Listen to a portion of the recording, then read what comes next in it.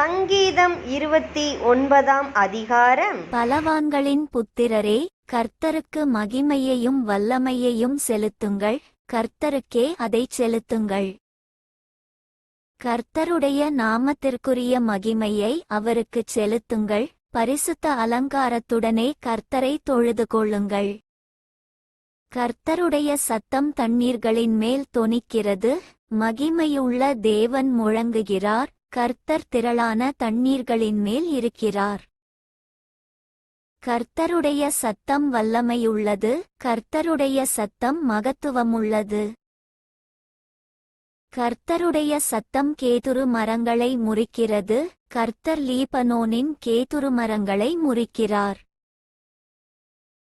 அவைகளை கன்றுக்குட்டிகளைப் போலவும், லீபனோனையும் சீரியோனையும் காண்டாமிருக குட்டிகளைப் போலவும் துள்ளப்பண்ணுகிறார்.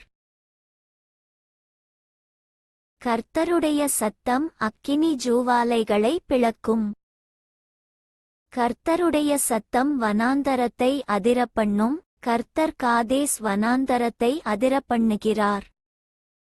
கர்த்தருடைய சத்தம் பெண்மான்களை ஈனும்படி செய்து, காடுகளை வெளியாக்கும், அவருடைய ஆலயத்திலுள்ள யாவரும் அவருடைய மகிமையை பிரஸ்தாபிக்கிறார்கள். கர்த்தர் ஜலப்பிரவாகத்தின் மேல் உட்கார்ந்திருக்கிறார், கர்த்தர் என்றென்றைக்கும் ராஜாவாக வீற்றிருக்கிறார்.